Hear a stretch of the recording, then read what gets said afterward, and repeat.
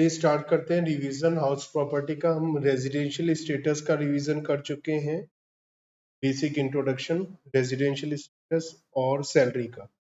हम house property का revision कर रहे हैं।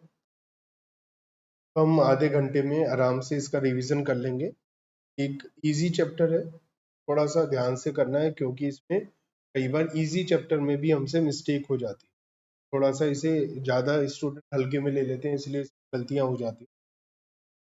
ये चैप्टर हमें बताएगा कि अगर हम किराए का बिल्डिंग देते हैं, हम किराए पर बिल्डिंग देते हैं तो उसके जो रेंटल इनकम होती है उसकी टैक्स ट्रीटमेंट क्या होगा अलग अलग सिचुएशन। ठीक है, इस चैप्टर में ये भी बात इंपॉर्टेंट है कि हमारी नोशनल इनकम टैक्सेबल होती है, ना कि एक्चुअल रियल इनकम। मतलब आपका रेंट हो सकता है कुछ और हो और टैक्सेबल कोई और अमाउंट पे लगा ना, रेंट भी और कोई एज्यूम करा जा रहा हो, ऐसा भी हो सकता है। तो इसमें है बेसिस ऑफ चार्ज सेक्शन 22। ये कहते हैं annual value of property consisting of any building और लैंड अपरटेनेंट देयर टू। मतलब आपके पास एक बिल्डिंग है, बिल्डिंग के नीचे जो जमीन है वो भी हो सकती है साथ में, नहीं तो ऊपर फ्लैट है नीचे जमीन है, अगर वो भी आप जब किराए पर देते हैं तो उसका एनुअल वैल्यू टैक्सेबल होता है, जहां पर असेसी ओनर होना चाहिए। तो एनुअल वैल्यू, ठीक है, और बिल्डिंग होना चाहिए और असेसी कौन होना चाहिए, ओनर होना चाहिए ना। तो उसकी जो इनकम होती है वो कहां पर टैक्सेबल होती है, इनकम फ्रॉम हाउस प्रॉपर्टी में वो टैक्सेबल हो जाती है। ठीक है, डिडक्शन मिलती है सेक्शन 24 में हमें डिडक्शन भी मिलती है। ठीक है, हाँ, लेकिन अगर कोई भी प्रॉपर्टी जो अगर वो बिजनेस और प्रोफेशन के लिए यूज नहीं करना चाहिए, क्योंकि अगर वो बिजनेस प्रोफेशन के लिए यूज करता है फिर वो इस चैप्टर में टैक्सेबल नहीं होती है। क्योंकि अगर आप अपने बिजनेस के लिए कोई प्रॉपर्टी यूज कर रहे हैं तो वो आ रही होगी उसमें खर्चा वगैरह, तो वो यहाँ पर नहीं आएगा। ठीक है, तो दो मेन कंडीशन है क्या, एक तो बिल्डिंग लैंड अपरटेनेंट देयर टू होना चाहिए। मतलब खाली वैकेंट लैंड आप किराए पे दे देंगे तो वो हाउस प्रॉपर्टी के चैप्टर में नहीं टैक्सेबल होगा, क्योंकि वहाँ बिल्डिंग तो है ही नहीं। और दूसरा असेसी क्या होना चाहिए, ओनर, ओनर या डीम्ड ओनर। डीम्ड ओनर भी हो सकता है। डीम्ड ओनर क्या होता है वो हम सेक्शन 27 में देख लें। डीम्ड ओनर वो वाली सिचुएशन है कि जब आप उसके ओनर नहीं है लेकिन इस डिपार्टमेंट ये मान लेगा, एज्यूम कि आप उसके ओनर है। तो ये कब होगा, मान लिया आपको मालूम है कि जो ओनर है उसी की हाउस प्रॉपर्टी की इनकम टैक्सेबल होती है। एसएससी ने सोचा कि मेरी इनकम तो काफी है, मेरी वाइफ की इनकम नहीं है, तो उसने क्या करा, अपना घर अपनी वाइफ के नाम कर। अब ओनर वाइफ है तो उसी की इनकम आएगा, तो नहीं।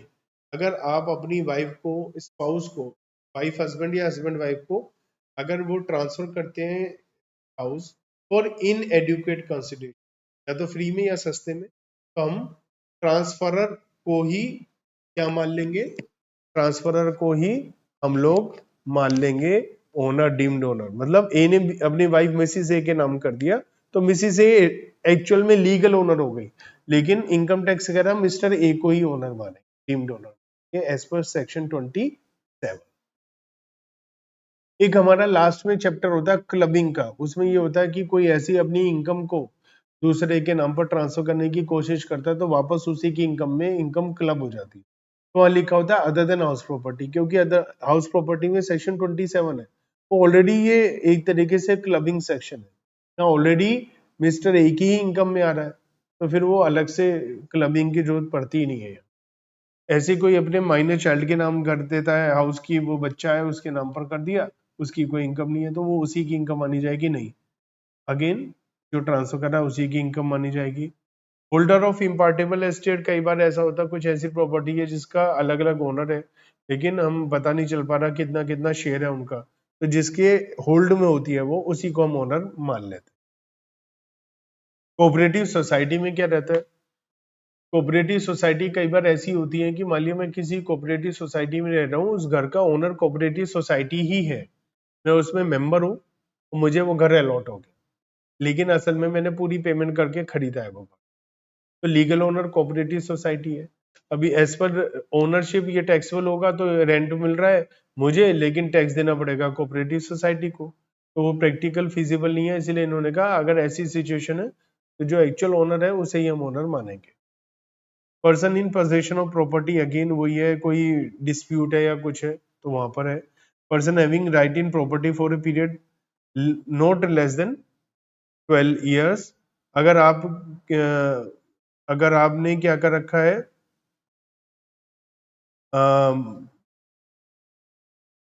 एक लीज पर आपने ले रखा है, ठीक है, और लीज 12 साल से ज्यादा पीरियड की है, तो आपको ही ओनर मान लिया जाए। जैसे गवर्नमेंट ने लीज पर मकान दे रखे हैं 100 साल, 90 साल, 99 ईयर्स की लीज, 50 ईयर्स की लीज पर। हमारा ये बिल्डिंग भी लीज पर है, हमारे को 99 ईयर्स की, अभी 50 साल हो गए, ठीक है, लेकिन हम ही तो ओनर है इसके। तो वो कह रखा है कि 12 साल से ज्यादा का लीज पीरियड है तो डीम्ड ओनर मान लेंगे। उस सिचुएशन में टैक्स नहीं लगता है हाउस प्रॉपर्टी पर। वो कौन सी सिचुएशन? मान लिया आपका एक फार्म हाउस है और उस फार्म हाउस में आप एग्रीकल्चर प्रोड्यूस ही रखते हैं, उसी के लिए यूज में आता है, तो वो टैक्सेबल नहीं है। किराए पर दिया आपने, एग्रीकल्चर प्रोड्यूस के लिए किराए पर, किसान को ही किराए पे दे दिया, वो किराए का वो किसान जो है वो खेती से रिलेटेड ही वहां पर चीजें रखता है, काम करता है, तो वो टैक्सेबल नहीं हो, क्योंकि ये भी एग्रीकल्चर इनकम मानी जाती है और वो एग्जम्प्ट होती है। अगर आप अपने ही बिजनेस प्रोफेशन में कोई प्रॉपर्टी को यूज करते हैं तो वो भी आपके लिए टैक्सेबल नहीं होती है। सेल्फ ऑक्यूपाइड हाउस, दो घर आपके फ्री हो सकते हैं। बहुत कुछ साल पहले ये एक घर था, लेकिन अब ये है कि आपके दो घर फ्री हो सकते हैं। आपके नाम पर दो घर हैं, आप उनकी वैल्यू 0 कर लो, वो फ्री है। लेकिन अगर आपके पास 3 घर है तो तीनों घर में से कोई भी घर आपने किराए पे नहीं दिया, लेकिन इनकम टैक्स रूल ये कहता है कि दो घर कोई से फ्री करा लो, तीसरा घर deemed to be let out हो जाएगा, वो आपने किराए पे नहीं दिया, मान लेंगे किराए पे दिया और उस पर इनकम लगा देंगे, टैक्स लगा देंगे। बड़ी अजीब सी बात है, लेकिन है। One palace of x ruler, पुराने राजा महाराजा का एक महल है, उसमें उसके फैमिली मेंबर रहते हैं या कुछ है, तो वो भी फ्री हो जाएगा, पुराने एक महल, ठीक है। लोकल अथॉरिटी के पास तो हजारों लाखों हाउस प्रॉपर्टीज हैं, उनके पास तो वो सब फ्री है, लोकल अथॉरिटी पे टैक्स नहीं लगाएंगे। अप्रूव साइंटिफिक रिसर्च एसोसिएशन के पास हाउस प्रॉपर्टी है, उस पर टैक्स नहीं लगाएंगे। अगर एजुकेशनल इंस्टीट्यूशन या हॉस्पिटल के पास जो प्रॉपर्टी है उस पर टैक्स नहीं लगाएंगे। ऐसी ट्रेड यूनियन है उन पर नहीं लगाएंगे। चैरिटेबल रिलीजियस पर्पस के लिए उस पर नहीं लगाएंगे। पॉलिटिकल पार्टी है तो उस पर भी। आपने आपके पास एक प्रॉपर्टी है as a stock in trade, कई बार क्या करते हैं, हाँ स्टॉक इन ट्रेड है आपके पास, उस पे वो तो हमारा हमारा स्टॉक है, हाउस प्रॉपर्टी नहीं है, तो उस पे तो टैक्स नहीं लगेगा, तो क्या हुआ, मान लीजिए मेरे पे 5 प्रॉपर्टी है, तो इस पे क्या लगेगा, 2 फ्री हो जाएंगे, 3 पे टैक्स लगेगा। तो मैंने सोचा कैसे बचाऊं, मैंने कहा मैं एक बिजनेस दिखाता हूँ प्रॉपर्टी डीलिंग का, मैं प्रॉपर्टी डीलर हूँ और मैं ये पांचों दिखा दूंगा, मैंने प्रॉपर्टी डीलर है और ये मेरा गुड्स है, मैंने बेचना है, लेकिन बिक ही नहीं रहा है, तो मैं ये कह करके टैक्स फ्री करा लूंगा, बिजनेस के लिए यूज हो रही है। तो यहां पर ये बोला अगर कोई प्रॉपर्टी है तो वो स्टॉक इन ट्रेड में 2 साल तक तो हम फ्री करेंगे, जिस साल ये असेट कंप्लीट हुई उसके एंड से 2 साल तक तो हम फ्री करेंगे, और उसके बाद 2 साल के बाद तीसरे साल से ये टैक्सेबल होनी, ठीक है। तो 2 साल तक फ्री है, उसके बाद में आप फ्री नहीं करा पाएंगे। हाउस प्रॉपर्टी की इनकम निकालने के लिए एक बहुत ही इंपॉर्टेंट चीज है, वो है ग्रॉस एनुअल वैल्यू। जैसा कि हमने पहले कहा था नोशनल इनकम पे टैक्स लगता है, एक्चुअल में रेंट जो मिल रहा है उस पर नहीं, नोशनल इनकम पे। तो अभी हम निकालना सीखेंगे ग्रॉस एनुअल वैल्यू कैसे निकलती है। तो ग्रॉस एनुअल वैल्यू सबसे पहले निकाली जाएगी, इसमें से लेस होगा, ये मानो घर का किराया है, ये मान लो अभी, इसमें से माइनस होगा अगर म्यूनिसिपल टैक्सेस या लोकल टैक्सेस ओनर ने दिए हैं तो। अगर ओनर ने अपनी जेब से म्यूनिसिपल टैक्सेस या लोकल टैक्सेस दिए हैं तो वो माइनस हो जाएंगे, क्योंकि वो आपका खर्चा है। तो जो माइनस करके आएगा उसे क्या बोलेंगे, एनुअल वैल्यू। इसमें से अंडर सेक्शन 24 और डिडक्शन मिलती है जो दो है। 24A में आपको एक स्टैंडर्ड डिडक्शन मिलती है, जैसे सैलरी में मिलती है 50,000, यहाँ पर मिलती है 30% एनुअल वैल्यू का। जैसे मान लिया हमारा ग्रॉस एनुअल वैल्यू है 2,10,000, 10,000 रुपए का मान लिया म्यूनिसिपल टैक्सेस है, तो एनुअल वैल्यू क्या होगी 2 लाख, इसका 30% 60,000, 60,000 का आपको स्टैंडर्ड डिडक्शन मिल जाएगा। 24B में आपको इंटरेस्ट ऑन बोरोड कैपिटल मिलेगा। आपको इंटरेस्ट ऑन बोरोड कैपिटल, आपने लोन लिया है, देखो आपने घर बनाया अपना है नहीं, लोन लेकर के बनाया, लोन पर आपने इंटरेस्ट दिया, अब उस इंटरेस्ट का कुछ हो नहीं रहा और जो घर किराए पे दिया उस पर टैक्स लग रहा है, तो ये तो गलत बात है ना। मैं कहूंगा भैया ये तो मेरा सारा तो रेंट जो है वो ब्याज में जा रहा है, जो घर के लिए इंटरेस्ट लिया है मैंने, लोन लोन लिया उस पर इंटरेस्ट, तो इसलिए इंटरेस्ट और लोन माइनस हो जाए खर्चे के रूप में इस साल का और प्री पीरियड का। ये प्री पीरियड का क्या है, ये प्री कंस्ट्रक्शन पीरियड, ये अभी आपको बताया जाए। प्री कंस्ट्रक्शन पीरियड और करंट ईयर के दो हमारे इंटरेस्ट और लोन माइनस हो जाएंगे, ये हमारा इनकम फ्रॉम हाउस प्रॉपर्टी आ जाएगा।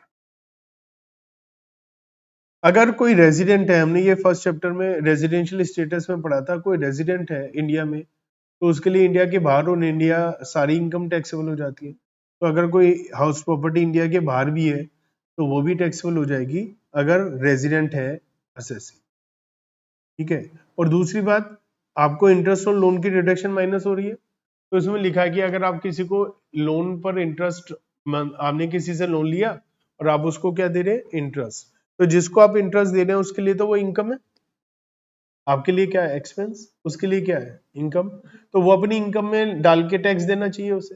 लेकिन वो अगर नहीं देगा तो गवर्नमेंट को दिक्कत होगी, तो गवर्नमेंट ने कहा आप उसका टीडीएस काट के पेमेंट करो।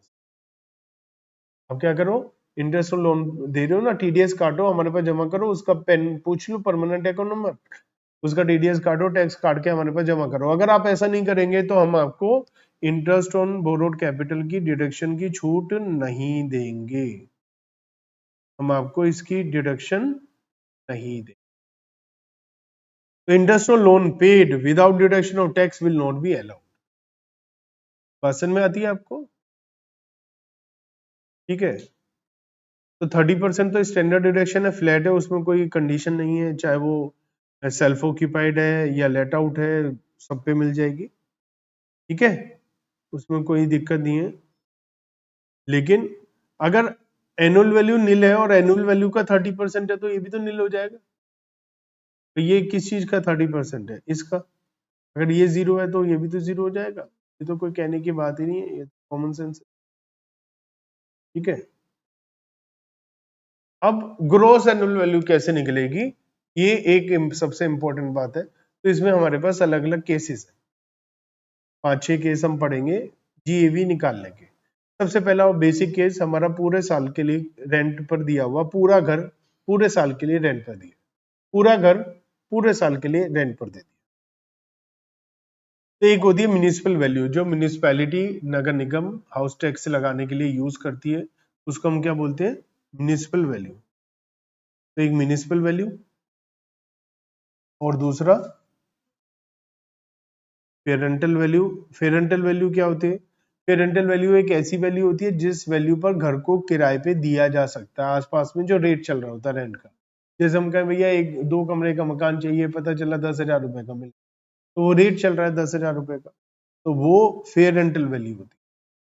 तो municipal value as per the local authority आपके घर की क्या कीमत है रेंटल वैल्यू, और फेयर रेंटल वैल्यू आसपास के लोकेलिटी के हिसाब से क्या है।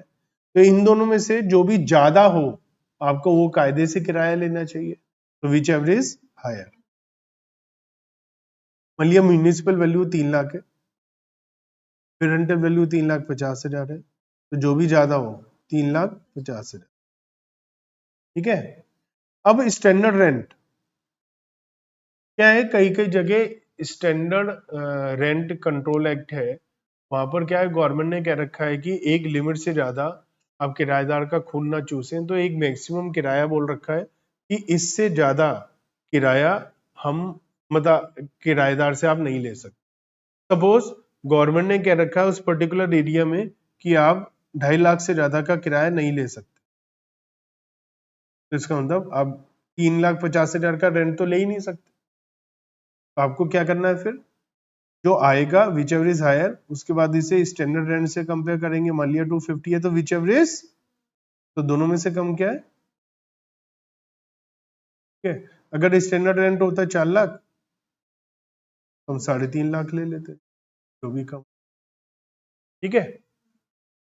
तो इसको क्या बोलेंगे, एक्सपेक्टेड रेंट। मतलब ये कायदे से गवर्नमेंट कहती है कि ये वाला किराया आपको कम से कम लेना चाहिए, कम से कम 3.5 लाख रुपए लेना चाहिए, कम से कम। अब एक्चुअल रेंट जो आप ले रहे हैं, अगर आप कहते हैं एक्चुअल रेंट हम तो 3 लाख ले रहे हैं, तो गवर्नमेंट कहेगी नहीं 3 लाख गलत ले रहे हो, 3.5 से कम तो ले ही नहीं सकते आप, 3.5 पे टैक्स लगाएंगे हम। अगर आप कहते हैं जी हम तो 4 लाख ले रहे हैं, गवर्नमेंट कह रही है बहुत अच्छी बात है, 4 लाख ले रहे हो तो हम आप पर 4 लाख पे टैक्स लगाएंगे, विच एवर इज हायर। तो जो भी ज्यादा हो, तो बहुत सिंपल है, municipal value, fair rental value जो भी ज्यादा हो, स्टैंडर्ड रेंट जो भी कम हो, ये एक्सपेक्टेड रेंट होगा, फिर एक्चुअल रेंट जो भी ज्यादा हो, ये GAV हो जाएगा, gross annual value. Municipal value, fair rental value, standard rent क्या होता है मैंने आपको बता दिया। एक्चुअल रेंट क्या होता है, एक्चुअल रेंट होता है जैसे हमने 12 महीने के लिए घर किराए पे दिया तो 12 महीने का किराया, लेकिन हमें 12 महीने का किराया घर का चाहिए, de facto rent of house. अब इसमें दो बातें हैं, जैसे मान लिया मैंने बोला किराया है 2,40,000, 20,000 महीना, 2,40,000 का रेंट है, ठीक है। लेकिन इस 2,40,000 के रेंट में जो हमारा हम अपने टेनेंट से लेते हैं, इसके अंदर इलेक्ट्रिसिटी बिल 20,000 रुपए का ऑलरेडी इंक्लूड है। अब देखो हमें कितना रेंट मिला, 240, इसमें से हमने 20,000 रुपए किसे दे दिया, गवर्नमेंट को, टैक्स का, इलेक्ट्रिसिटी का, तो ये हमारी जेब में तो आया ही नहीं। तो 240 घर का किराया तो है ही नहीं, घर का किराया तो 220 है, 20,000 तो इलेक्ट्रिसिटी बिल का पैसा लिया, तो इसमें से हम माइनस कर देंगे 20,000 रुपए इलेक्ट्रिसिटी बिल, 10,000 रुपए वॉचमैन एक्सपेंसेस, मतलब जो भी बेनिफिट हम दे रहे हैं टेनेंट को, और हम उसका पैसा लमसम अमाउंट में रेंट में ले रहे हैं, तो वो रेंट का अमाउंट हमें माइनस करना पड़ेगा। इसमें उल्टा भी है, मान लिया वो कह रहा है कि उसने हमें 240 का रेंट दिया है ना, साथ ही साथ उसकी है ना किराने की दुकान, वो उसने हमें कहा है कि हर महीने 5,000 का राशन भी ले लो, 2,40,000 पूरे साल भर का पर एनम का रेंट भी दे रहा है हमें, और वो कह रहा है कि 5,000 पर मंथ, मतलब 60,000 रुपए साल का राशन भी ले लो मेरे से। तो इसका मतलब हम इसमें 60,000 और ऐड कर देंगे तो हमारा 3 लाख रुपए का रेंट बैठेगा, तो इसीलिए प्लस करेंगे। अगर हमें कोई बेनिफिट मिल रहा है, ओनर को बेनिफिट मिल रहा है, टेनेंट से प्लस हो जाएगा, और अगर ओनर कोई टेनेंट को बेनिफिट दे रहा है, इलेक्ट्रिसिटी बिल, कोई और gardener, watchman facility, lift maintenance facility, तो वो सब माइनस हो जाएगा, ठीक है। ये तो पहला केस था जिसमें पूरे साल के लिए पूरा मकान हमने लेट आउट कर रखा है, कोई उसमें कोई इफ बट कोई कंडीशन नहीं है। तो अगर केस नंबर 2 है कि हमारा जो हाउस प्रॉपर्टी है वो लेट आउट है, हमारे पास जो हाउस प्रॉपर्टी है वो लेट आउट है थोड़े समय के लिए, साल भर में, पूरे 12 महीने के लिए नहीं, क्योंकि कुछ समय के लिए वो वैकेंट भी है। क्या तो मतलब हम, ऐसा हो सकता है कि हमने 12 महीने के लिए घर किराए पर दिया, उसमें से 1-2 महीने के लिए हमारा मकान खाली रहा।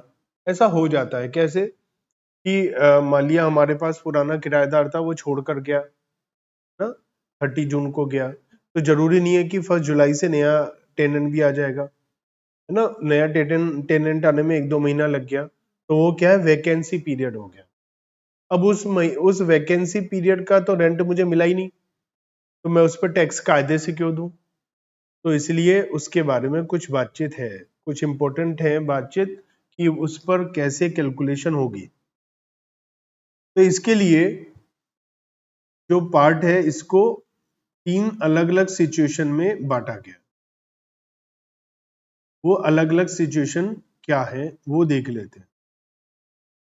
सिचुएशन नंबर 1 लिखा है कि एक्सपेक्टेड रेंट क्या कर रहा था, हमने बोला था 12 महीने का म्यूनिसिपल वैल्यू फिर रेंटल वैल्यू जो भी ज्यादा हो स्टैंडर्ड रेंट से कंपेयर करके जो भी कम हो, तो वो एक्सपेक्टेड रेंट है जो कायदे से किराया लेना चाहिए। अभी वो देखो यहाँ पर हम टेनेंसी पीरियड की बात नहीं कर रहे हैं, हम पूरे 12-12 महीने की बातचीत कर रहे हैं। ये क्यों कर रहे हैं मैं आपको समझा देता हूँ। देखो इन्होंने कहा, इनकम टैक्स डिपार्टमेंट ने, मान लो अब भूल जाओ कि कोई टेनेंसी वगैरह वैकेंसी है, भूल जाओ वैकेंसी के बारे में। मान लिया आपका 3 लाख रुपए आया एक्सपेक्टेड रेंट 12 महीने का, आपका एक्सपेक्टेड रेंट 12 महीने का 3 लाख आया, ठीक है। और आपका जो एक्चुअल रेंट 12 महीने का, वैकेंसी की बात नहीं कर रहे अभी हम, वो है 2,40,000,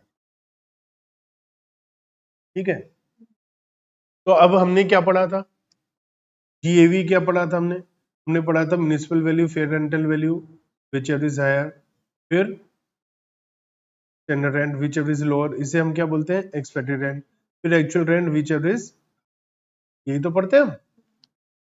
तब ऐसी सिचुएशन में जब हम expected rent 3 lakh, actual rent 240, जो भी ज्यादा हो क्या लेते हैं हम, तो हम आपकी बात ही नहीं सुन रहे। आप कह रहे हो जी हम तो 2,40,000 लेते हैं, कहते हैं बकवास कर रहे हो तुम, 3 लाख से कम लेना नहीं चाहिए।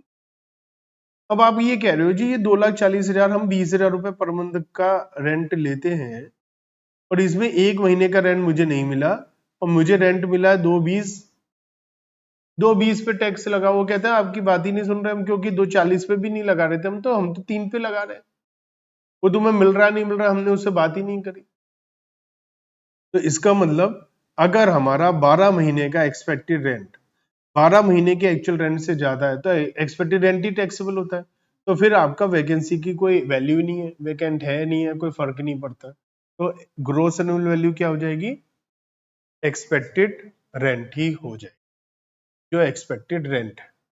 ये बात समझ में आती है। चलो अब हम दूसरी सिचुएशन देखते हैं। दूसरी सिचुएशन क्या है, expected rent is less than actual rent of 12 month as well as less than actual rent after vacancy period. मतलब ये आपका एक्सपेक्टेड रेंट है 2 लाख 12 महीने का, एक्चुअल रेंट 12 महीने का क्या है 2,40,000। तो एक्चुअल रेंट ज्यादा ही है। आपने कहा वैकेंसी है 1 महीने की 20,000, कितना आ गया, अब भी ज्यादा है। तो ये कह रहे हैं भैया यही ले लो, फिर तुम तो बहुत बढ़िया आदमी हो, तुम तो ये कह रहे हो कि भैया वैकेंसी होगी उसके बाद भी तुम हम जो सोच रहे थे उससे ज्यादा ही कह रहे हो, तो ठीक है भैया 220। समझ में आ गया। ये क्या है सिचुएशन नंबर 2। सिचुएशन नंबर 3 ये क्या है, एक्सपेक्टेड रेंट कितना है 2 लाख, एक्चुअल रेंट कितना है 2,40,000, है ना। असल में अभी तक हमने दोनों ही सिचुएशन में क्या पढ़ा है, विच एवर इज हायर। देखो सिचुएशन नंबर 1 में क्या था, ये क्या आया था 220, ये 3 lakh whichever is higher, यहाँ 2 lakh 220 whichever is higher. लेकिन यहाँ थोड़ा सा अलग है थर्ड सिचुएशन। थर्ड सिचुएशन क्या है, मान लिया एक्सपेक्टेड रेंट 2 लाख है और 12 महीने का 12 महीने का जो रेंट है हमारा, एक्चुअल रेंट 12 महीने का वो 240 है, लेकिन 3 महीने के लिए वैकेंट रहा मकान, तो आपको एक्चुअल में कितना मिला 180। अब ये नहीं है कि आपको 2 लाख रुपए देने पड़ेंगे, नहीं। क्यों, क्योंकि उन्होंने कहा देखो आप 12 महीने का आपका जो एक्चुअल रेंट है वो हमारे एक्सपेक्टेड रेंट से ज्यादा है, इसका मतलब आप जेन्युइन लोग हैं और आप पहले से ही रेंट ले रहे थे ज्यादा, तो हम आप 240 पे टैक्स लगाते, लेकिन अब आपको 60,000 रुपए तो मिला नहीं, 180 मिला, तो अब हम 180 पे ही टैक्स लगाएंगे, तो जीएवी 180 180 होगा। ये एक इंपॉर्टेंट बात। तो तेवर थर्ड सिचुएशन ऐसी है जहां पर हम 1,80,000, तो तीनों के समझ में आते हैं वैकेंसी क्या आपको अच्छे से। तो वैकेंसी आपको ध्यान से देखना है, ठीक है ना। अब इंटरेस्ट ऑन लोन के बारे में हम बात कर रहे थे, है ना, कि इंटरेस्ट ऑन लोन है तो आपको डिडक्शन मिलती है 24B में, बात करी थी ना हमने। और उसमें हमने दो के पार्ट करे थे इसके, एक करंट ईयर और एक प्री कंस्ट्रक्शन पीरियड, दो बात करी थी। तो अब हम उन दोनों के बारे में डिटेल में बात करते हैं कि एक्चुअल में होता क्या है, कि interest on borrowed capital current year क्या है और प्री पीरियड क्या है। देखो करंट ईयर की तो बात ही खत्म है, जो भी इंटरेस्ट ऑन लोन है वो माइनस हो जाएगा, चाहे वो आपने लोन मकान बनाने के लिए ले रखा है, रिपेयर मेंटेनेंस के लिए ले रखा है, बस आपने टीडीएस कट करना है उस पे और आपको डिडक्शन मिल जाएगी। अब यहां पर प्री कंस्ट्रक्शन पीरियड क्या है उससे समझते हैं। प्री कंस्ट्रक्शन पीरियड, मान लिया आपने मकान बनाना शुरू करा यहाँ, और यहाँ 4 साल तक आपका मकान बन रहा है। क्या इन 4 साल में आपका मकान बन के तैयार हो चुका है? तो इन 4 साल में आपने हाउस प्रॉपर्टी की कोई इनकम निकाली भी नहीं होगी, 4 साल पूरे हो गए। 4 साल के बाद अब आप इनकम फ्रॉम हाउस प्रॉपर्टी में टैक्स दे रहे हो, तो आप क्या करोगे, ईएवी माइनस म्युनिसिपल टैक्सेस पेड, क्या आ जाएगा, एनुअल वैल्यू माइनस 24A में स्टैंडर्ड डिडक्शन 30%। अब क्या करोगे आप, माइनस 24 में इंटरेस्ट ऑन लोन, एक तो इस साल का करंट ईयर वाला आएगा, आप कहोगे मुझे 4 साल का भी इंटरेस्ट ऑन लोन की छूट चाहिए, वो भी तो मैंने दिया है। अब अगर ये 4 साल की दे देंगे तो बहुत हैवी अमाउंट है, वो लॉस आ जाएगा और आप और चीजों से टैक्स कार्ड सेट ऑफ करके टैक्स नहीं देंगे। तो इसका बीच का रास्ता ये निकाला गया, ये जो पिछले साल का 4 सालों का इंटरेस्ट ऑन लोन है, इसे 5 इंस्टॉलमेंट में डिडक्शन मिलेगी। कितनी? 5 इंस्टॉलमेंट, आपको 1/5 एवरी ईयर और 5 ईयर्स हम आपको छूट देंगे, 5 साल के बाद नहीं देंगे, क्योंकि 5 साल में पूरी इंस्टॉलमेंट मिल गई। मान लिया ये 40,000 है, 40,000 डिवाइड बाय 5 कितना हो गया, 8,000। तो 8,000 रुपए हर साल 5 साल तक आप डिडक्शन लिए जाओ, बस उसके बाद खत्म, क्योंकि ये आपने दिया था, मतलब इंस्टॉलमेंट में डिडक्शन मिलेगी। अब सवाल ये उठता है कि मान लिया आपका क्वेश्चन आया और मकान बने हुए 6 साल हो गए और आप प्री पीरियड की डिडक्शन दे दोगे, तो आपका तो क्वेश्चन गलत हो जाएगा ना, क्योंकि 5 साल के बाद तो डिडक्शन नहीं मिलेगी। या तो हर क्वेश्चन में चेक करो कि भैया इस दिन को 5 साल होगा या नहीं। या एक डेट बता रहा हूं, अगर हमारा मकान 1/4/19 से पहले बन गया है तो 5 साल से ज्यादा हो चुके हैं, फिर आपको प्री पीरियड की डिडक्शन देने की जरूरत नहीं है, ठीक है। और अगर ये 1/4/19 या उसके बाद में बना है तो अभी 5 साल पूरे नहीं हुए, खत्म नहीं हुए, इंस्टॉलमेंट मिलेगी तो आप दे दो। तो ये आसान तरीका है, आपको ये देखना है। अब मेन बात है इसमें, एक और इंपॉर्टेंट बात है कि आप कैसे इंटरेस्ट कैलकुलेट करेंगे, ध्यान से देखना, बहुत इंपॉर्टेंट बात है। मान लिया आपने लोन लिया और मकान बनाना शुरू करा है एक ही दिन, 1 Feb 2017 को मकान बनके तैयार हुआ 30 सितंबर 2021 को, ठीक है। अब पहला साल, अब यहां सबसे इंपॉर्टेंट बात है, पहला साल मकान बनने के बाद जो होगा ना, वो 1 अप्रैल से 31 मार्च ये वाला होगा 21-22। इसमें 1 अप्रैल से जो current year interest on loan की डिडक्शन मिलती है ना, current year interest on loan की डिडक्शन मिलती है, उसमें 1 अप्रैल से मिल जाएगी। अब बच्चे क्या गलती करते हैं, बच्चे क्या गलती करते हैं, अब हम 20 प्रीवियस ईयर 24, 25 या 23, 24 के लिए हम बना रहे हैं, उसमें हम डिडक्शन देंगे इंटरेस्ट ऑन लोन की, और उसमें हम करंट ईयर की डिडक्शन दे देंगे। मान लिया 5 लाख का लोन है, 10% के हिसाब से हमने 50,000 की यहाँ पर डिडक्शन दे दी, और हम क्या देंगे, प्री पीरियड की देंगे। अब यहाँ गलती क्या करते हैं, बच्चे कहते हैं मकान बनना कब शुरू हुआ, 1 फेब को, मकान कब बना, 30 सितंबर को, और इस पीरियड की डिडक्शन दे देते हैं प्री पीरियड की 5 डिवाइड करके। यही गलत हो जाता है। क्यों, ऐसा करने पे 1 अप्रैल से लेकर 30 सितंबर की 2 बार डिडक्शन मिल जाएगी। एक तो ये करंट ईयर में मिल गई, तो दूसरा आप यहां पर दोबारा से ले लोगे, तो दो बार छूट ना मिले, इसलिए आपको क्या ध्यान रखना है, यहां लिखा है कि एंडिंग डेट क्या होगी, प्री कंस्ट्रक्शन पीरियड की स्टार्टिंग डेट तो डेट ऑफ बोरोइंग जिस दिन लोन लिया, एंडिंग डेट क्या होगी, तो एंडिंग डेट होगी 31 March immediately preceding the date of completion of house. जिस दिन मकान बना उससे 31 पहले की 31 मार्च, क्योंकि 1 अप्रैल से तो करंट ईयर में मिल जाएगा वो, तो जिस दिन मकान बना है उससे पिछली 31 मार्च। यहाँ सबसे ज्यादा बच्चे गलती करते हैं, सबसे ज्यादा मिस्टेक बच्चे यही करते हैं। आपको क्या करना है, जिस दिन भी मकान बना, जिस दिन भी बना उससे बैक जाओ कैलेंडर में 31 मार्च तक। मान लिया मकान 31 मार्च को ही बना, तो उससे पिछले साल वाली 31 मार्च तक जाना पड़ेगा, क्योंकि इस साल 31 मार्च को मकान बन गया, तो इस साल का पूरे साल का डिडक्शन करंट ईयर में मिल जाएगा। तो क्या ध्यान रखना है, जिस दिन मकान बना उससे पिछली 31 मार्च वो एंडिंग डेट होगी। लेकिन एक और बात है, अगर मान लिया हमने लोन ही उससे पहले दे दिया तो वो वाली डेट, तो इसलिए 31 March immediately preceding the date of completion of house और date of repayment of loan whichever is earlier, जो भी जल्दी हो जाए। तो ये बहुत इंपॉर्टेंट बात है, ये समझ में आती है बात आपको, ये ध्यान रखना है आपको। अच्छा, आपने बेड डेट्स हो गए आपके, आपने किराया मांगा अपने टेनेंट से, लेकिन वो किराया दे ही नहीं रहा आप,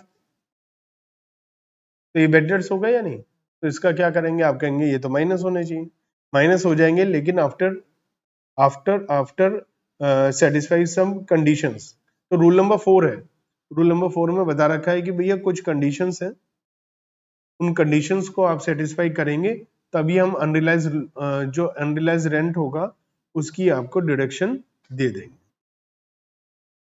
ठीक है, तो such unrealised rent shall be excluded and GAV will be higher of expected rent and rent received. तो हम क्या करेंगे, इसको लेस कर देंगे, बट कंडीशन सेटिस्फाई होंगी। कंडीशन क्या है, पहली कि जो टेनेंट है जो पैसा आपको नहीं दे रहा है उसने आपका मकान छोड़ दिया हो, या आपने स्टेप्स लिए हो कि वो मकान आपका छोड़ दे। अब ये तो नहीं हो सकता ना, आपके मेरा किराएदार पैसे नहीं दे रहा और आपके घर पे टिका हुआ है, ये केस करो ना, पुलिस में बोलो। दूसरा, आपने उसे घर से बाहर निकाल के अपने किसी और घर में, दूसरे घर में ना ठहरा दिया हो, ये आपने उसको किराया नहीं दे रहा और आप कह रहे हो इनकम टैक्स डिपार्टमेंट से कि बेड डेट्स हो गए, आप उसे अपना इस घर से निकाल के दूसरे में थोड़ी ना रुकवाओगे, और आपने सारे रीजनेबल लीगल प्रोसीडिंग ली है। या आप उन्हें बता दो असेसिंग ऑफिसर को कि कुछ भी करना बेकार है, जैसे कि मान लिया एक आदमी रहता था और वो मर गया, कुछ आगे पीछे कोई है नहीं, आप क्या ही करोगे, तो फिर ऐसी सिचुएशन में आप असेसिंग ऑफिसर को सेटिस्फाई कर दो कि भैया कुछ भी करना बेकार है। टेनेंसी इज बोनाफाइडी, मतलब सब कुछ जेन्युइन होना चाहिए, कुछ भी गड़बड़ घोटाला करने के लिए आपने ये झूठ मूठ का कुछ ड्रामा नहीं करा। ये सारी कंडीशन सेटिस्फाई होंगी तो आपका अनरियलाइज रेंट माइनस हो जाएगा, जीएबी में से माइनस कर देना। ठीक है, दूसरा, अनरियलाइज रेंट अगर बाद में रिकवर हो गया तो टैक्सेबल हो जाएगा, अलग से उसको अलग से लिखना, unrealise rent of past received in current year minus 30% standard deduction, एक 30% स्टैंडर्ड डिडक्शन दे देना इसमें। ठीक है, क्योंकि वो तो मिलती मिलती है। ठीक है, तो 30% की डिडक्शन दे देना। हो सकता है आपने वो आपको अब रेंट मिला हो, आप अब उस मकान के ओनर भी नहीं है, आपने मकान बेच दिया, तो भी आपके लिए टैक्सेबल हो जाएगा क्योंकि वो आप ही को मिला है। ठीक है ना। अब है case number 3, gross annual value के लिए केस नंबर 3, और ये है कि आपका जो मकान है वो है self occupied house. Self occupied house का मतलब कि आपका जो मकान है वो आप खुद ही रहते हो, उसमें किराए पे दिया ही नहीं हुआ आप। तो अगर आप जिस मकान में खुद ही रहते हो, क्या उसका आपको टैक्स देना है क्या? नहीं। तो उसके लिए इन्होंने बोला हम जीएवी नहीं, ग्रोस एनुअल वैल्यू नहीं, ग्रोस एनुअल वैल्यू में से म्युनिसिपल टैक्सेस माइनस करके क्या आता है, एनुअल वैल्यू, उसे ही नील मान लो। तो एनुअल वैल्यू क्या मान लो, एनुअल वैल्यू नहीं, लेकिन ज्यादा से ज्यादा 2 घर की, ज्यादा 2 घर की। तीसरे घर को deem to be let out मानते हुए, अब deem to be let out का मतलब क्या है वो भी बताऊंगा। वैसे तीसरा घर, चौथा घर deem to be let out मतलब मान लेंगे किराए पे, क्योंकि आपने किराए पे तो दिया नहीं, तो फिर टैक्स क्या लगाएंगे, एक्सपेक्टेड रेंट। वही एक्सपेक्टेड रेंट क्या होता है, municipal value, gross annual value whichever is higher, standard rent whichever, वो एक्सपेक्टेड रेंट वही टैक्सेबल कर देंगे, जीएवी वही हो जाएगा, क्योंकि एक्चुअल रेंट तो है ही नहीं। अब यहाँ सेल्फ ऑक्यूपाइड हाउस में क्या, एनुअल वैल्यू क्या नील, इसमें से क्या लेस होता है, 2 डिडक्शन, स्टैंडर्ड डिडक्शन वो तो नील हो जाएगी क्योंकि एनुअल वैल्यू नील है। दूसरा इंटरेस्ट ऑन लोन, उसकी डिडक्शन मिलेगी। इसका मतलब या तो सेल्फ ऑक्यूपाइड हाउस में नील आएगा या माइनस में आएगा। अगर हमने लोन नहीं लिया तो नील, लोन लिया तो माइनस, माइनस में आएगा। तो इस माइनस वाले प्रॉफिट को, माइनस प्रॉफिट मतलब लॉस को दूसरे प्रॉफिट से सेट ऑफ करके आप अपना टैक्स बचा सकते हैं। इसलिए ये जो माइनस हो रहा है ना, ये जो माइनस हो रहा है, इसके लिए थोड़ी सी इन्होंने बदतमीजी करी। क्या करा है, ध्यान से देख। Interest deduction in respect of self-occupied property would be available only if assessee exercise the option of shifting out of the default tax regime. पुराने में ही मिलेगा, जो नया है उसमें आपको इंटरेस्ट ऑन लोन की डिडक्शन नहीं मिलेगी। दूसरी समस्या, दूसरी दिक्कत, इन्होंने पुराने में मिलेगी ना, लेकिन उसमें भी लिमिट कर दी कि आपको 30,000 और या 2 लाख, मतलब मैक्सिमम 2 लाख से ज्यादा की इंटरेस्ट ऑन लोन की डिडक्शन भी नहीं देंगे हम। अब 3 लाख 2 लाख के लिए तो बहुत सारी कंडीशन है, वो अभी हम देखेंगे, 3 कंडीशन है, लेकिन नॉर्मल मैक्सिमम कितना है, 30,000। 30,000 से ज्यादा की डिडक्शन आपको नहीं मिलेगी इंटरेस्ट ऑन लोन की, ये भी current year plus pre period का 1/5 करते हैं ना, तो प्री पीरियड का 1/5 करने के बाद जो आया वो करंट ईयर मिलाओ, वो 30,000 या 2 लाख से ज्यादा नहीं हो सकता। ये सवाल कब उठता है कि 30,000 कब और 2 लाख कब, तो 2 लाख कब वो बताते हैं, फिर 2 लाख वाली कंडीशन सेटिस्फाई नहीं हुई तो 30,000 मैक्सिमम। तो सारी की सारी कंडीशन सेटिस्फाई होंगी तो 2 लाख की हमें छूट मिल जाएगी। इसमें पहली कंडीशन है लोन 1 अप्रैल 99 या उसके बाद में लिया हो, तो उम्मीद है मतलब यही होगा। दूसरा, लोन हमने कंस्ट्रक्शन या परचेज करने के लिए लिया हो, मतलब आपने रिपेयर मेंटेनेंस के लिए लोन लिया है तो आपको 30,000 ही छूट मानी जाए। आपने लोन 1499 से पहले लिया है तो मैक्सिमम लिमिट 30,000। तीसरा, कंस्ट्रक्शन या एक्विजिशन जो भी है वो जिस साल लोन लिया है ना उस साल के एंड में जाओ और उसके 5 साल के अंदर अंदर मकान बन के तैयार हो जाए। अगर आपका मकान बनने में 5 साल से ज्यादा लग गए तो आपको मैक्सिमम 30,000 की ही छूट मिले। ये तीनों कंडीशन सेटिस्फाई होगी तो 2 लाख या actual interest on loan deduction which ever is less. ये थोड़ी ना 2 लाख मिलेगी फिक्स है। मान लिया आपका इंटरेस्ट करंट ईयर का, मान लेते हैं करंट ईयर का है 20,000 और प्री पीरियड का 1/5 करके आया 5,000, 25 तो बात ही खत्म हो गई, फिर तो कोई भी कंडीशन हो 25 ही मिलेगी। लेकिन अगर ये 2 लाख और ये 50,000 मतलब 2.5 लाख है, तो हम अगर तीनों कंडीशन सेटिस्फाई होगी तो 2 लाख, और तीनों में से एक भी सेटिस्फाई नहीं हुई तो 30,000 समझ में आती है बात। तो ऐसे इसको देखना। अगर आपके बिजनेस प्रोफेशन के लिए होता है फिर तो बात ही खत्म, यहाँ पर कोई इंटरेस्ट ऑन लोन की डिडक्शन नहीं मिलेगी। बिजनेस एंड प्रोफेशन के चैप्टर में आप जाएंगे, समझ में आती है बात, फिर यहाँ पर डिडक्शन नहीं मिलेगी। मैक्सिमम 2 घर के लिए ही डिडक्शन मिलेगी, ठीक है। अच्छा, आप अपने घर में रहते नहीं है और आप है ना जॉब की वजह से दूसरे शहर में रहते हैं, तो ये एज्यूम किया जाएगा कि आप यहाँ रहते हैं, चाहे रहते नहीं है फिर भी एज्यूम कर लेंगे, सेल्फ ऑक्यूपाइड हाउस ही माना जाएगा, मतलब हमारे लिए फायदा है ना। वो कहते हैं सेल्फ ऑक्यूपाइड नहीं, हम तो नील नहीं कर रहे, आप तो रहते ही नहीं इसमें। कहते हैं नहीं, चलो आप कहीं और शहर में रहते हो, जॉब वगैरह करते हो तो हम मान लेंगे। और केवल इंडिविजुअल एचयूएफ ही घर में रह सकते हैं, इसलिए नेचुरल पर्सन ही रह सकता है, इसलिए उन्हीं को ही ये डिडक्शन मिलती है।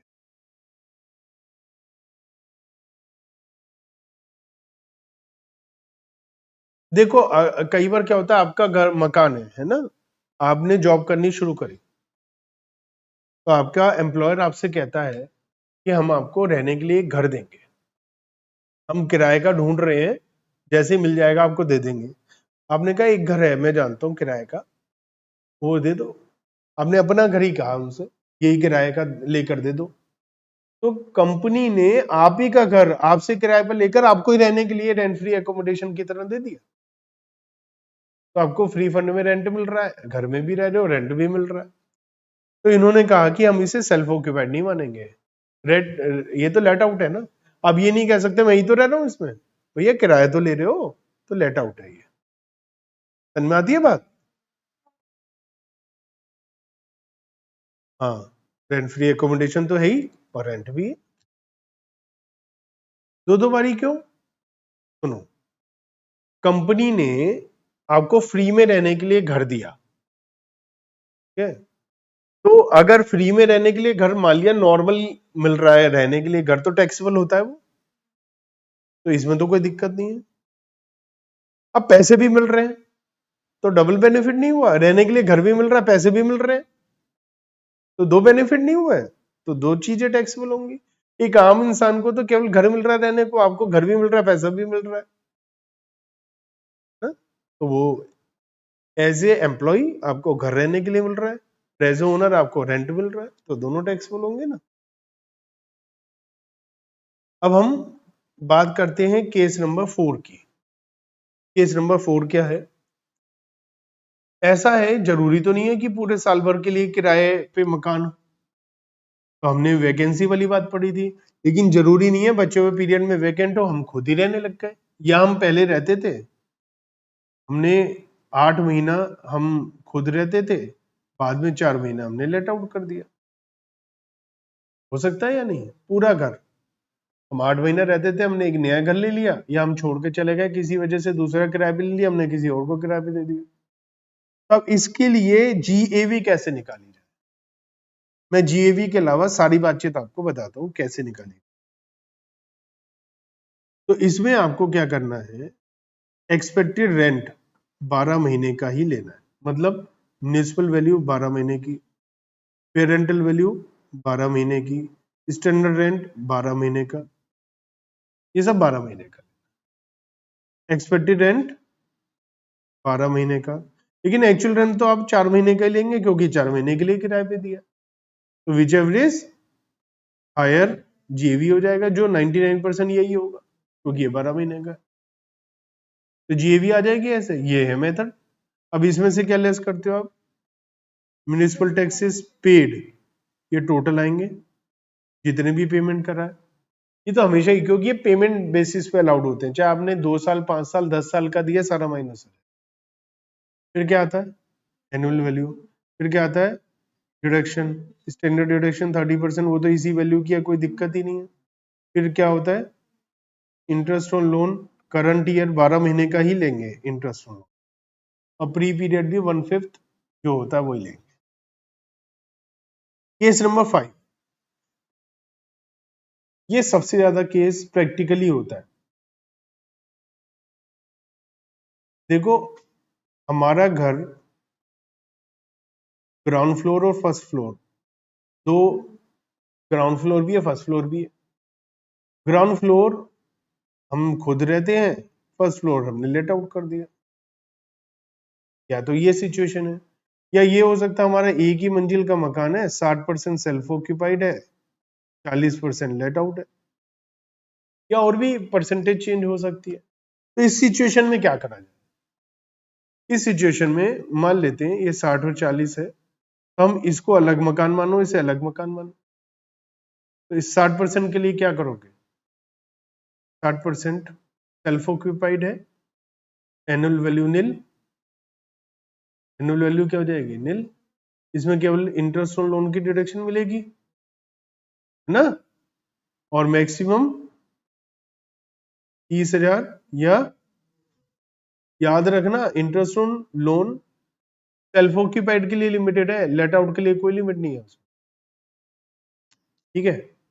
अब आपका जो इंटरेस्ट ऑन लोन है, एक्चुअल इंटरेस्ट ऑन लोन है, उसका 60% लेना पड़ेगा आपको, क्योंकि 60% घर की बात हो रही है। बात समझ में आती है?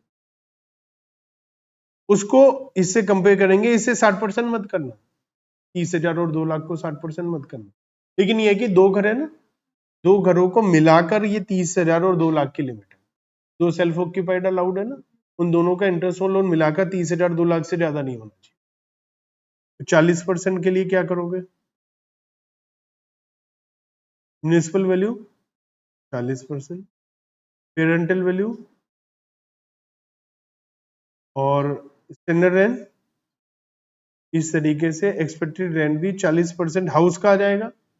लेकिन दिमाग लगाकर बताओ कि हमें लेट आउट तो इसी पोर्शन का लेट आउट वैल्यू दे रखा होगा। तो जब हम लेट आउट एक्चुअल रेंट देखेंगे तो फिर वो हम मतलब जो गिवन है वही ले लेंगे, या अगर हमें पूरे घर का रेंट दिया हुआ है तो 40% ले लेंगे, और 40% का ही सीधा दिया हुआ तो वही ले लेंगे। मान लिया हमें दे रखा है, हमने रेंट पर दिया हुआ ये 40%, 5,000 पर मंथ, तो 5,000 पर मंथ ले लेंगे।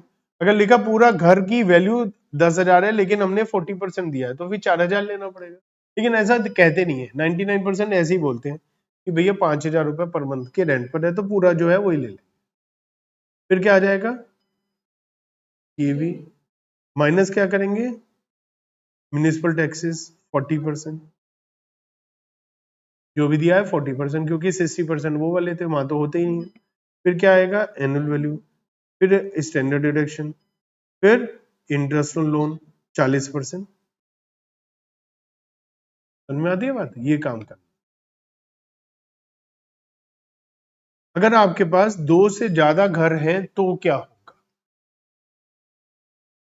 तो अगर आपके पास दो से ज्यादा घर हैं तो दो घर आप सेल्फ ऑक्यूपाइड के नाम पे फ्री करा लो। टोटल डिडक्शन आपको कितनी मिलेगी? मैक्सिमम 30,000 और 2 लाख ही मिलेगी। हाँ, अब दो से ज्यादा जो तीसरा चौथा घर है वो आपको deem to be let out होगा और उसकी एक्सपेक्टेड रेंट ही आपकी जीएबी मान ली जाएगी। लेकिन अब कौन सा घर चुने लेट आउट, तो उसके लिए आपको क्या करना है? आपको है ना ऐसे ऑप्शन चेक करने पड़ेंगे, house number 1, house number, house number 3, ऐसे अलग अलग हाउस नंबर जो है। फर्स्ट ऑप्शन नंबर 1, 3 घर है मान लिया, इसे सेल्फ ऑक्यूपाइड मान लो, इसे सेल्फ ऑक्यूपाइड, ये लेट आउट मान लो। ऑप्शन नंबर 2, ये सेल्फ, इसे लेट मान लो। ऑप्शन नंबर 3, ये लेट, ये सेल्फ।